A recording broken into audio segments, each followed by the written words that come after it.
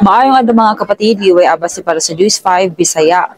Imbestigahan na sa Department of the Interior and Local Government ang pila ka lokal nga opisyal sa Cebu tungod sa ilang nakaschedule nga biyahe paingon sa London ug United Kingdom samtang nagpanalasa ang bagyong Tino sa niaging semana. Gipasumiti sa Cebu Provincial Government ang record sa Foreign Travel Authority nga gigrantar ngadto sa mao mga opisyal nga giaprobahan ni Governor Pamela Baricuatro pagka Setyembre. Sumalat ni Cebu Provincial Assistant Administrator Aldwin Empases, nakadawat ang Office of the Governor og formal nga komunikasyon gikan sa DILG Central Office kalabot sa direktiba. Kabilang sa mga opisyal nga gihatagan og Travel Authority mao sila Catmon Mayor Avis Ginoo Monleon, San Francisco Mayor Alfredo Arquelano Jr., Tudela Mayor Grayman Solante, Poro Mayor Edgar Rama, Pilar Mayor Manuel Santiago, Compostela Mayor Felihor Quino, Liluan Mayor Aljo Fernando Frasco ug Cebu Provincial Board Member Anday Red Duterte.